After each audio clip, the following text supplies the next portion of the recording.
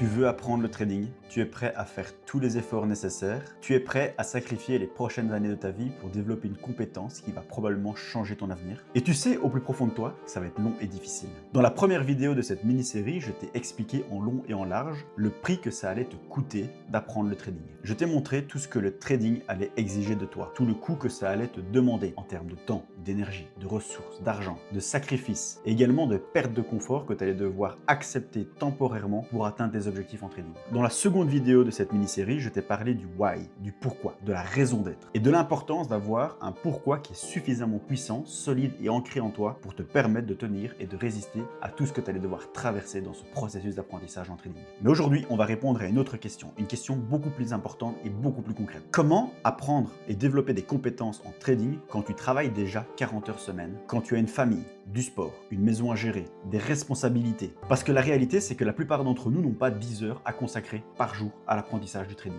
Et pourtant, dans ces conditions-là, certaines personnes arrivent quand même à développer une réelle compétence en trading et à toucher la rentabilité du doigt. Et la question que tu te poses, c'est comment font-ils? Comment trouver du temps quand on a l'impression qu'on en manque déjà? Comment développer et mettre en place un système qui va te permettre de tenir des années sans t'épuiser, même quand tu n'as pas de résultats visibles? Comment développer autour de toi une vie, un environnement qui va te permettre de supporter ce processus d'apprentissage en trading? Et si tu te poses toutes ces questions, bienvenue dans la réalité d'un trader, bienvenue sur Choche. Moi, c'est Val. Et aujourd'hui, dans cette vidéo, je vais te parler de ce que personne ne te montre sur les réseaux sociaux. Parce que le trading ne se construit pas uniquement devant des graphiques. Il se construit dans un quotidien, dans des habitudes, dans des routines, dans des sacrifices. Mais surtout, dans l'environnement et le système que tu vas être capable de développer autour de toi pour atteindre tes objectifs. Quand tu parles à des gens de lancer un business, de développer des compétences, de faire du sport 4 à 5 fois par semaine, de créer du contenu sur les réseaux, la première chose qu'on te dit, c'est « je n'ai pas le temps ». Et en trading, une des excuses qui revient le plus souvent, c'est ça, c'est ce manque de temps que les gens ont pour pouvoir développer une compétence sur le long terme. Et je sais que toi, peut-être derrière les écrans, tu te dis exactement pareil. Tu aimerais développer tes compétences, apprendre le trading, devenir un jour rentable, mais tu te dis toujours ces phrases dans ta tête. Pas maintenant, c'est pas le bon moment, je manque de temps, peut-être plus tard, on verra. Et honnêtement, pendant très longtemps, j'ai pensé exactement comme toi. J'ai commencé le trading en juin 2022. Il m'a fallu presque 6 mois pour décider réellement de commencer à me former et à dégager du temps pour apprendre cette compétence. J'ai commencé ce vrai processus d'apprentissage en janvier 2023. Et à cette période-là, je travaillais 40 heures semaine. Je venais tout juste d'acheter une maison que je devais rénover. Je faisais mon sport quotidiennement. J'avais ma vie de famille, ma vie de couple, mes amis et toutes les responsabilités du quotidien. Et pourtant, malgré tout ça, toutes ces contraintes, tout ce manque de temps, je voulais absolument développer une compétence en plus. Je voulais absolument intégrer le trading à ma vie, à mon quotidien. Et à l'époque, j'avais l'impression de manquer cruellement de temps, que je courais sans cesse après, que mes journées étaient déjà full et pleinement remplies. Le problème n'était pas finalement le manque de temps. Le problème était le manque de priorité. Parce qu'en réalité, nous avons tous du temps. On n'en a pas forcément beaucoup, en fonction des situations de chacun, mais du temps, on en a. Et ce peu de temps qu'on a, il est suffisant pour commencer à développer des projets sur le côté. Et finalement, le vrai problème derrière, c'est pas, comme je l'ai dit, le manque de temps, mais c'est ce qu'on fait avec. Et je sais qu'on a tous des situations qui sont complètement différentes. Certains sont en reconversion professionnelle, après un licenciement, ils sont au chômage, et eux, ils peuvent consacrer 10 heures par jour. D'autres sont aux études et ils ont largement le temps de pouvoir se former et trader au quotidien entre les cours. D'autres sont chefs d'entreprise, et certains ont des enfants à charge, et donc c'est très compliqué, en plus de leur travail, de pouvoir dégager du temps. Et donc la notion de temps est complètement différente d'une personne à l'autre. Mais peut-être que par contre, tu vas te retrouver dans les situations que je vais décrire après. Peut-être que toi, tu passes 3 heures par jour sur ton téléphone. Peut-être que tu scrolles énormément sur les réseaux sociaux, Internet, TikTok, YouTube, sans même t'en rendre compte. Peut-être même aussi qu'à 19 h, à la fin de ta journée, une fois que tu as fini de manger, tu te poses devant ta TV et tu regardes tes 3 épisodes de ta série et la soirée elle est faite. Mais attention, tu vois, je suis pas en train de te juger, de te critiquer parce qu'en fait ce que je te décris là, c'est exactement ce que je vivais avant 2023. Et pour moi, ces moments-là, c'était des moments que j'avais pour me détendre et que c'était quasiment impossible pour moi de me dire de ne pas les avoir dans ma vie parce que j'avais besoin de ça pour pouvoir me reposer, être optimal pour le lendemain. Ça faisait partie de ma routine, de ma vie, de mon quotidien. Et je suis absolument pas en train de te dire qu'il faut supprimer tous ces moments-là. Tous ces moments de dopamine, tous ces moments de repos. Je ne te dis absolument pas ça. D'ailleurs, ce n'est absolument pas le propos même de cette vidéo. Je ne prône absolument pas la grind culture ou encore le monk mode. C'est absolument pas des choses que je mets en avant. Je ne te demande pas d'être une machine au quotidien. Mais par contre, ce que je te demande, c'est d'être honnête avec toi-même. Tu as un rêve, une vision, une ambition, des objectifs. Tu sais où tu veux arriver dans ta vie. Et pourtant, aujourd'hui, ton excuse principale, c'est le manque de temps. Mais ce que je vais te dire va peut-être te mettre une claque. Ton agenda reflète tes priorités. Et c'est exactement pour ça que j'ai construit cette mini-série autour de 3 vidéos. parce que la vidéo précédente a abordé justement ce sujet qui est crucial, le why, le pourquoi, la raison d'être. Parce que ce why, ce pourquoi, c'est lui qui va définir ton temps. Et à l'opposé, finalement, les why qui sont pas suffisamment forts, qui sont pas suffisamment puissants, vont t'amener à trouver des excuses, comme le manque de temps par exemple. Parce que la réalité, c'est que quand on a un why, un pourquoi, une raison qui est suffisamment puissante, on finit toujours par lui trouver une place dans sa vie.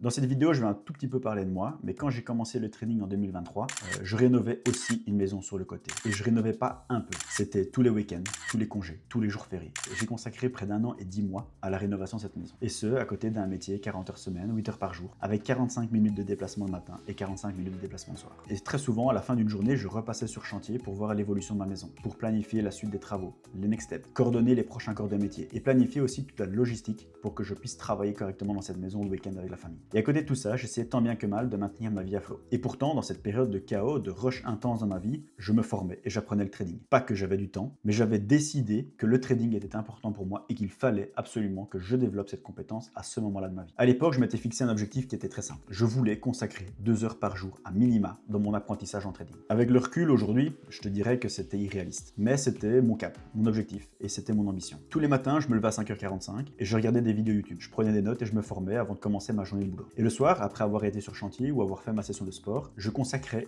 1 heure à backtester les concepts que j'avais étudiés le matin. Et tous les week-ends, je repassais en vue tous les concepts que j'avais vus la semaine. Et j'essayais de revoir à nouveau les vidéos sur les concepts que je ne maîtrisais pas ou que j'avais pas bien compris. C'était le moment où finalement je consolidais les acquis de la semaine. Le samedi, à 9h, j'étais sur chantier pour rénover ma maison, mais à 7h, j'étais réveillé. Et j'étais devant TradingView à essayer de backtester les concepts. Et le dimanche, pendant que tout le monde se reposait et faisait la grasse mat, moi je consacrais un deep work de 3 heures, 9h à midi, pour revoir les concepts de la semaine, approfondir les choses, ou pour tout simplement planifier l'apprentissage de la semaine qui venait. Et j'ai fait ça pendant près d'1 an et demi. Et je sais que très peu de gens vont me croire. Ils vont dire que je suis un menteur, que je surjoue les choses, que j'essaie d'embellir la situation, mais c'est pas le cas. Mais la vérité, c'est que c'était le cadre strict que je m'étais imposé à l'époque et c'était les choix que j'avais posés en fonction de mes priorités. Et le matin, quand j'ai décidé d'arrêter de regarder des vidéos en libre accès sur YouTube pour me former, j'ai commencé à remplacer ce temps par l'apprentissage des formations que j'avais achetées. Quand j'ai arrêté les formations, ce temps libre le matin, je l'ai conservé. Et je l'ai entièrement dédié au fait de backtester, journaler, développer un edge. Avec le recul aujourd'hui, je constate que ce rythme de vie était intenable, était complètement irréaliste et j'ai été vraiment dans l'extrême le plus total. À l'époque, j'avais l'impression d'être une machine de guerre, une machine de performance, une machine de discipline. J'étais strict envers moi-même, j'étais extrêmement exigeant. À l'époque, le training m'obsédait. J'étais drivé par cette passion, j'étais porté par ce feu en moi qui me brûlait. J'avais l'impression de ne pas connaître la flemme, la fatigue ou la procrastination, jusqu'à ce que cet extrême me rattrape. Et j'y reviendrai plus tard dans la vidéo, mais j'ai frôlé aussi le burn-out. Mais ce que j'ai vraiment retenu de cette période compliquée, c'est cette discipline. Parce que je ne me formais pas quand j'étais motivé, mais je me formais parce que c'était prévu. Et ça, c'est une énorme différence, parce que la motivation, elle est fluctuante. Là où ton système, ce que tu vas mettre en place dans ton environnement, dans ton cadre de travail, lui, il va perdurer. J'ai découvert le training en juin 2022. J'ai commencé réellement à me former en janvier 2023. Je suis devenu rentable en démo en septembre 2024. J'ai validé ma toute première propre firme en mars 2026 et j'ai fait mon tout premier payout en mai de cette année. Fais le compte. 4 longues années. Voilà à quoi a ressemblé mon raccourci. Ce qu'on te vend sur les réseaux. L'apprentissage, le vrai processus.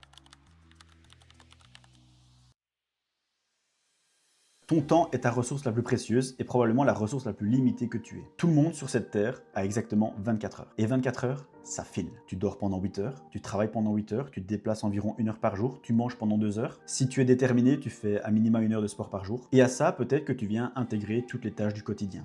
Ta vie de famille, ta vie de couple, l'entretien, le ménage, les courses, etc. Ça te prend en moyenne 2 heures par jour. Et quand tu fais le compte de tout ça, il te reste exactement 2 heures dans ta journée que tu peux dégager pour développer une passion, pour développer un projet personnel ou pour commencer à te former et développer des compétences. Et je sais que 2 heures, ça te paraît complètement ridicule. Mais si tu remets les choses en perspective, 2 heures, c'est énorme. 2 heures, c'est 14 heures par semaine. C'est 60 heures dans ton mois et plus de 700 heures dans ton année. 700 heures que tu vas consacrer entièrement au développement d'une compétence. Et je te le dis, si tu compounds ces 700 heures sur 3, 5 ou 10 ans, le potentiel est gigantesque. Mais du coup, quand tu regardes les choses sous cet angle, la problématique n'est pas le temps que tu as. C'est ce que tu fais vraiment, c'est la façon dont tu vas utiliser ce temps de façon la plus efficace possible pour atteindre tes objectifs. Aujourd'hui, la plupart des gens subissent leur vie. Ils courent sans cesse après le temps, ils sont coincés dans ce boulot métro dodo qui est infernal. La réalité, c'est que ce manque de temps, c'est juste une illusion, un mirage. Tu as l'impression que tu ne contrôles pas ton temps, que tu ne contrôles pas ta vie, que tu t'es fait rouler dessus par ta journée. Mais ça, c'est complètement faux. Et ce qui est certain, c'est que si tu veux te former aujourd'hui en trading, tu vas devoir faire des choix, des priorités et des sacrifices. Pas forcément des décisions qui vont fondamentalement changer ta vie, mais par contre, je te parle de décisions qui vont être nécessaires, stratégiques et cruciales si tu veux aujourd'hui intégrer l'apprentissage du trading dans ta journée. Mais la vérité, c'est que si tu décides aujourd'hui de te former dans le trading et de développer cette compétence, tu vas devoir renoncer à des choses. Et il faut que tu switches complètement de mindset. Arrête de regarder ce que tu vas perdre en confort, en distraction, en moment de détente, etc. Pense plutôt à ce que tu vas gagner. Essaye d'intégrer une logique de risk to reward. Certes, tu vas sacrifier 2 heures par jour de ta vie pour apprendre une compétence, apprendre le trading, mais regarde bien le reward, regarde bien la récompense, regarde bien ce que tu vas pouvoir accomplir, atteindre dans 2, 3, 5 à 10 ans. Regarde tout ce que le trading va pouvoir t'apporter, tous les rêves que tu vas pouvoir réaliser, tous les objectifs que tu vas pouvoir atteindre. Et si tu regardes ta vie sous cet angle, le risk to reward est très intéressant. Je ne te demande pas de sacrifier tes nuits et de dormir 5 heures par jour, d'intégrer une miracle morning de bâtard que tu n'arriveras pas à tenir dans le temps. Je ne te demande pas de t'isoler du monde. Je ne te demande pas non plus d'abandonner ta famille, de les mettre de côté. Mais par contre, ce que je vais te demander, c'est d'adapter ton agenda pour qu'il reflète tes priorités. Je vais te demander de reprendre le contrôle de ton temps, de ta vie, et de te recentrer sur ce qui a réellement de la valeur et de l'importance pour toi. Au début, presque tout le monde fait la même erreur. On veut aller trop vite, on découvre le trading, on est passionné. On veut tout apprendre, tout tester, tout comprendre. On regarde des vidéos toute la journée sur tous les concepts, sur toutes les stratégies, sur toutes les analyses. On enchaîne les formations, on backteste, on découvre des communautés Discord. Et puis, progressivement, le trading commence à envahir ta vie. Tu te couches en pensant au trading. Tu te réveilles en pensant au trading. Quand tu manges, quand tu travailles, quand tu regardes un film, tu penses toujours au trading. Et puis un jour, ça explose. Tu n'en peux plus. Tu n'en veux plus. Ta passion est devenue ton cauchemar. Ta passion est devenue un fardeau que tu portes au quotidien. Tu commences à ressentir de la fatigue, de l'irritabilité, de la frustration. Tu commences à perdre en motivation et tout doucement, tu frôles le burn-out. Et je vais être très sincère avec toi, j'ai moi-même frôlé le burn-out, j'ai moi-même frôlé la dépression. Parce que j'ai développé un système trop extrême, trop exigeant, qui ne tenait pas compte de mon ressenti et qui n'était pas durable dans le temps. Pendant longtemps, je considérais que 2 heures par jour, c'était pas assez. Et donc, il fallait rogner sur quelque chose. Mon temps libre, mon temps de récupération, le sport, le sommeil. Je me levais à 5h45 et je me levais toujours de plus en plus tôt pour essayer de gagner 30, 40 minutes en plus le matin pour me former. Et ce, tous les jours. Au début, je me sentais invincible. J'étais porté par cette miracle morning de me dire que je me réveillais le matin et que j'accomplissais mes rêves, mes projets, etc. et que je développais des compétences pour demain. J'étais porté, drivé par cette obsession, par cette passion, ce feu en moi. J'avais l'impression d'avoir trouvé une arme secrète, d'avoir trouvé un puits d'énergie, de ressources qui était énorme et qui allait me permettre de développer des compétences plus vite que tout le monde. Et puis, progressivement, la fatigue s'est accumulée. J'étais moins performant, que ce soit dans le sport ou au travail. J'étais moins performant dans mon trading, dans mon apprentissage. J'étais moins patient, moins lucide. J'étais plus irritable dans ma vie au quotidien. Et malgré tous ces signaux alarmants, je continuais encore et encore. Parce que, comme je te l'ai dit, j'étais obsédé. Et ce feu brûlait tellement au fond de moi que j'avais l'impression que chaque jour que je passais hors des écrans, c'était une journée qui me retardait dans l'atteinte de mes objectifs. Jusqu'au jour où l'élastique était tellement tendu qu'il était à 2 doigts de se casser. J'ai senti que j'avais été trop loin et que si je continuais, je pouvais vraiment tomber en burn-out ou en dépression. J'avais tellement été loin dans le processus que tout me stressait. J'avais une anxiété globale, que ce soit quand je recevais un mail, une notification, quand on m'appelait, quand on me proposait un rendez-vous, quand on me proposait une sortie. J'avais l'impression d'être claustrophobe et que les murs se rapetissaient de plus en plus. J'étais exténué, j'étais sur les genoux. J'avais été beaucoup trop loin et mon corps me l'avait dit. Je me blessais de plus en plus au sport, j'étais de plus en plus fatigué, je n'arrivais plus à dormir et le cercle vicieux commençait à s'installer. Je n'avais pas écouté mon corps et pire que ça, je n'avais pas non plus écouté les signaux que ma famille et mes proches m'envoyaient. Et c'est là que j'ai compris quelque chose, c'est que cette motivation, ce feu, cette passion, cette obsession, elle pouvait être à double tranchant. Et si tu n'arrivais pas à la canaliser, à la maîtriser, elle pouvait te détruire profondément. Et à cette période-là, il fallait que je prenne du recul. Parce que j'avais compris que je ne pouvais pas construire ma réussite sur un épuisement. Et j'avais compris également que le trading n'était pas uniquement une couche que l'on venait intégrer à tout le reste. Et qu'à un moment, je ne pouvais pas ajouter plus de trading à ma vie. Et c'est là aussi que j'ai compris qu'il fallait que je réorganise ma vie autour du trading, autour de mes priorités. Et que je crée un système qui est durable, équilibré et sain.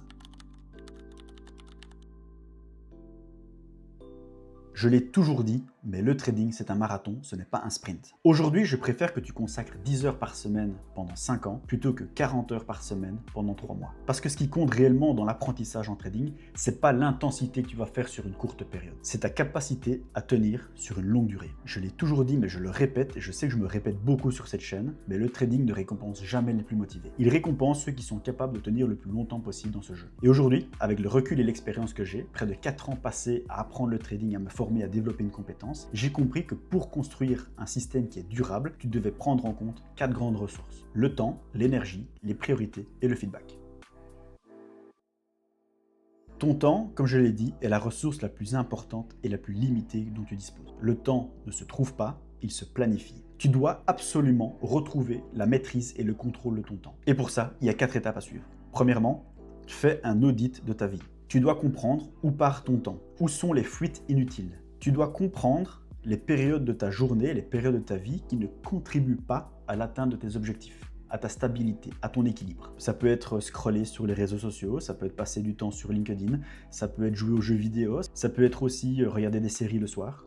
Peu importe. Une fois que tu as fait l'audit de ta vie et que tu as screené chacune des heures de ta journée, tu dois ensuite définir le temps qui est incompressible pour toi. Et par là, j'entends le fait de manger, dormir, te reposer, travailler, passer du temps avec ta famille, aller chercher tes enfants à l'école. Ça, ce sont des moments, des instants dans ta journée qui sont incontournables et qui sont incompressibles. Et une fois que tu as identifié ton temps incompressible, tu dois identifier les zones creuses dans ta journée que tu peux exploiter pour te former. Ça peut être 1 heure peut-être avant que tes enfants se lèvent le matin. Ça peut être ton temps de midi avec tes collègues. Ça peut également être l'heure pendant laquelle tes enfants font leur sport. Ça peut peut-être aussi être 1 heure de 20h à 21h, une fois que toutes les affaires sont rangées, que les enfants sont au lit, que la vaisselle est faite et que tu es prêt pour le lendemain, de consacrer 1 heure dans ta soirée avant peut-être de rejoindre ta compagne ou ton compagnon pour regarder un épisode, un film, etc. Tu dois identifier ces zones que tu peux exploiter pour ton apprentissage en trading. Une fois que tu as fait cet audit, que tu as identifié ton temps qui est incompressible, que tu as identifié les zones creuses que tu peux exploiter pour te former, tu dois absolument planifier ton apprentissage et ta semaine en fonction de ces heures. Si tu as besoin de 2 heures pour backtester, trouve un slot dans ta journée qui te permette de backtester pendant 2 heures d'affilée. Si tu as besoin de regarder une vidéo pendant 30 minutes, trouve un moment dans ta journée pour te former pendant 30 minutes. La deuxième grande ressource, c'est ton énergie. Et ce que tu dois comprendre, c'est que ton énergie, c'est comme ton temps. C'est une ressource qui est limitée et qui est précieuse. Et tu dois protéger cette énergie dans ta journée. Et ça, peut-être que tu le sais déjà, mais toutes les heures ne se valent pas dans ta journée. Et c'est important pour toi de pouvoir comprendre les moments où tu es le plus efficace dans ta journée et que tu peux éventuellement consacrer au trading. Et donc, premièrement, ce qui est important par rapport à l'énergie, c'est de définir les moments d'énergie que tu as dans ta journée. Tu as certainement des moments où tu es plus lucide, plus performant, plus efficace. Des moments où tu es plus fatigué, que ce soit au niveau de tes yeux, au niveau de ta fatigue cérébrale, que ce soit au niveau de ta fatigue physique. Il y a forcément des plages dans ta journée que tu peux consacrer à des tâches plus profondes, à du deep work dans ton apprentissage. Par contre, il y a des plages aussi où tu vas être trop fatigué et la chose que tu vas devoir faire devra être plus légère. Et donc, c'est important pour toi de définir quels sont les niveaux d'énergie dans ta journée et ce dont tu as besoin pour pouvoir réaliser les tâches dans ton apprentissage. Et ensuite, ça va de soi, mais tu vas devoir planifier ton apprentissage, non seulement en fonction du temps que tu as et du temps que va prendre cette tâche, mais également en fonction de l'énergie que tu as et de l'énergie que va te prendre cette tâche. Et ça, c'est quelque chose qui est extrêmement important à croiser. Parce que si tu fais du backtest à 21h le soir pendant 1 heure alors qu'il t'en faut 2 et que tu manques d'énergie et que tu es crevé, ton backtest, il va être inutile et inutilisable le lendemain dans la création d'une stratégie, dans la création d'un edge. Tu dois donc définir tes créneaux d'apprentissage en fonction de l'énergie dont on dispose et de ta capacité réelle à mener la tâche. Je vais te donner un exemple pour illustrer ces propos. Moi, le matin,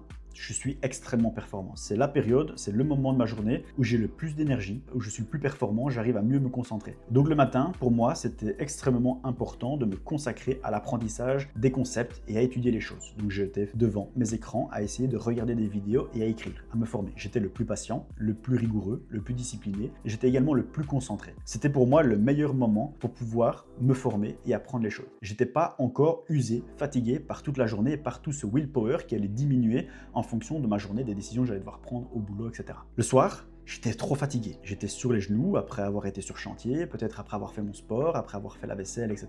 C'était pas pertinent pour moi de venir intégrer une période d'apprentissage qui était un deep work de 2 heures. C'était absolument pas cohérent. Mais par contre, certes, j'avais un niveau de temps qui était plus restreint et certainement aussi un niveau d'énergie qui était très léger. Mais par contre, j'avais peut-être la capacité de relire mes notes, de faire du travail de maintenance, peut-être du travail de veille, peut-être de préparer finalement ma session du lendemain pour qu'elle soit la plus efficace possible le lendemain quand j'étais vraiment frais et déterminé. Ton temps et ton énergie, ce sont des ressources qui sont limitées et que tu dois absolument manager du mieux possible.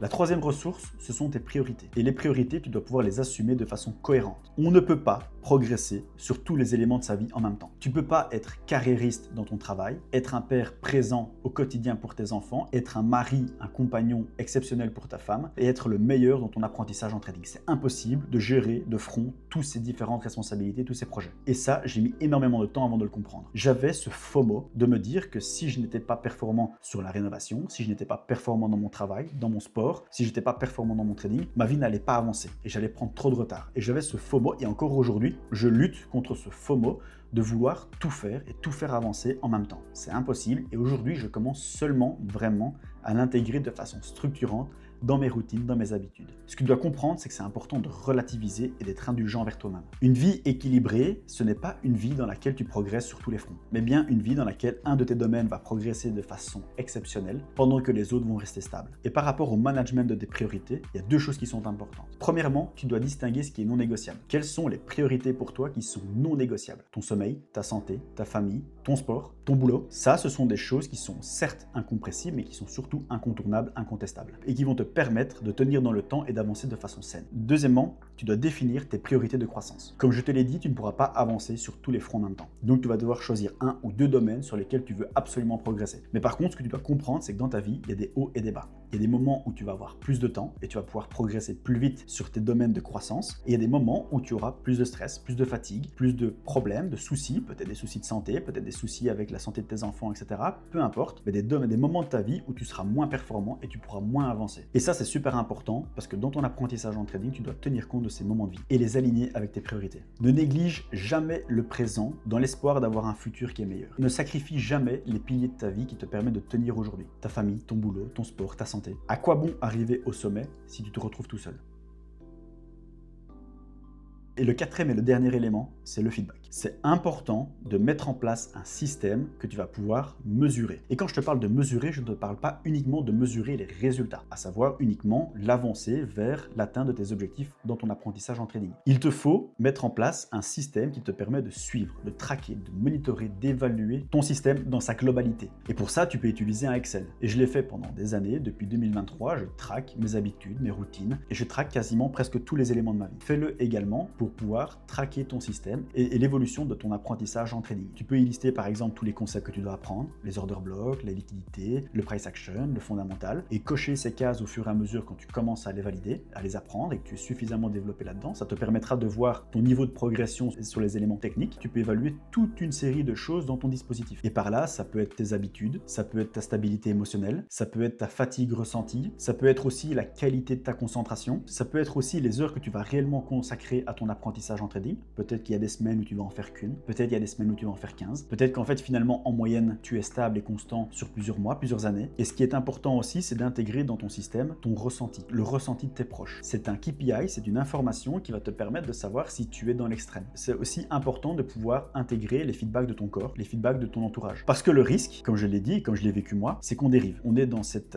obsession, dans cette passion, dans ce feu, et du coup on a tendance à aller dans les extrêmes. On a cette illusion de progression, mais en réalité on s'épuise et on ne progresse plus. On a cette obsession mais qui est non maîtrisée, non contrôlée. On a tendance à avoir cette frustration et cette autocritique qui a tendance à nous rabaisser et à nous faire perdre la confiance. Et quand je dis que c'est important d'avoir un feedback et d'être capable d'écouter son corps et ses proches, ça va permettre de t'identifier les zones où en fait tu es un peu trop dans le rouge. Notamment détecter les moments où tu es irritable, où tu commences à perdre ta patience, où tu as une fatigue persistante, tu as du mal à trouver le sommeil parce que tu fais que ruminer. Tu commences à être plus confus, tu as du mal à t'exprimer, tu as du mal à réfléchir, tu as peut-être aussi tendance à t'isoler des gens, à être moins impliqué dans la société, dans la vie du groupe ou dans la vie de la famille. Tu sens aussi peut-être que ta qualité de travail, elle commence à baisser et ça a des répercussions sur tes collègues, ton entourage professionnel et sur les performances que tu as au boulot. Ça peut être aussi des informations que ton corps te donne, comme le surmenage, la fatigue, tu as du mal à récupérer, tu te blesses au sport. Bref, toutes ces informations sont des choses que tu dois pouvoir être capable de comprendre.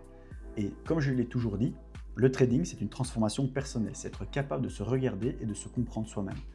Et toutes ces informations-là que tu vas être capable de capter, de comprendre, toutes ces sensibilités que tu vas avoir, elles vont te servir plus tard quand tu seras rentable. Et c'est donc super important que tu arrives à les gérer et à les canaliser aujourd'hui. Parce que très souvent, on a tendance à voir une mauvaise semaine comme étant une catastrophe, comme étant un frein, un retard dans ton apprentissage en trading. La vérité, c'est que si tu prends une semaine de repos, parfois ça te permettra de durer plus longtemps dans le temps. Mais par contre, les excès, le surmenage, l'épuisement, ça peut drastiquement et profondément te ralentir et te freiner, voire même te pousser à l'abandon dans ton apprentissage en trading. Et ça, tu dois l'intégrer. Dans la première vidéo de cette mini-série, je t'ai montré le prix à payer pour te former en trading, ce que ça allait vraiment exiger de toi en termes de sacrifice, d'effort et de coût. Dans la seconde vidéo, je t'ai montré l'importance d'avoir un why, un pourquoi suffisamment puissant pour te permettre de traverser toutes ces années de sacrifice. Et aujourd'hui, dans cette troisième vidéo, je voulais te montrer comment construire une vie qui est capable de supporter ce prix. Parce que ce qui est vrai, et ce que tu peux me reprocher, au fond, cette série, elle n'a pas vraiment parlé de trading, mais elle a parlé de transformation identitaire, personnelle, transformation de ton mode de vie, de ton organisation personnelle. Elle t'a montré finalement que le trading n'était qu'un véhicule. Ce n'est pas une fin en soi. Le vrai voyage, c'est celui qui te transforme en quelqu'un qui est vraiment capable de poursuivre ses objectifs pendant des années, malgré la difficulté. Aujourd'hui, les 2 heures que j'avais dédiées à l'époque pour me former en trading, elles sont toujours bien présentes. L'heure du matin, elle est entièrement dédiée à préparer mon briefing journalier, à préparer ma session de trading. Et l'heure du soir, certes, c'est plus forcément du backtest, mais c'est du journaling. C'est encoder les trades que j'ai pris pendant ma journée. Et finalement, ces heures, elles existent toujours. Elles sont toujours présentes dans mon système, toujours présentes dans ma routine. Peut-être qu'elles ne sont pas entièrement dédiées au trading, peut-être qu'aujourd'hui elles sont utilisées pour développer d'autres compétences, pour lire, écrire. Et finalement, ce qui est très drôle, c'est que les heures que je passais avant le week-end à backtester à nouveau, aujourd'hui, ils sont là et ils sont toujours structurés autour de mes projets personnels, notamment ici, autour de YouTube. Parce qu'une fois que tu arrives à mettre en place un système qui est durable, équilibré et sain, et que tu arrives à dégager 2 heures par jour au quotidien pour développer tes projets et développer aussi tes compétences, tu comprends que cette force, que ce potentiel, il est exponentiel et il est gigantesque. Et finalement, ce que le trading m'a apporté, c'est bien plus qu'une compétence technique. C'est bien plus que potentiellement un actif qui va me permettre de développer une rentabilité sur les marchés financiers. Le plus beau cadeau que le trading a pu m'apporter, c'est pas forcément ma première profession validée, c'est pas forcément mon premier payout, c'est pas forcément un jour le fait de quitter le salariat. Mais par contre, le plus beau cadeau que le trading ait pu m'offrir, c'est d'apprendre à construire une vie autour de mes priorités, autour de mes objectifs. Parce qu'en réalité, le trading ne m'a pas uniquement appris à lire un graphique, mais il m'a permis de devenir une personne capable d'atteindre des objectifs difficiles sur plusieurs années. Et c'est exactement en ça que le trading a changé ma vie. Et c'était Val dans Journal d'un Trader. J'espère que tu as kiffé cette mini-série. On se retrouve très vite pour un prochain épisode. Prenez soin de vous. Ciao, ciao les amis.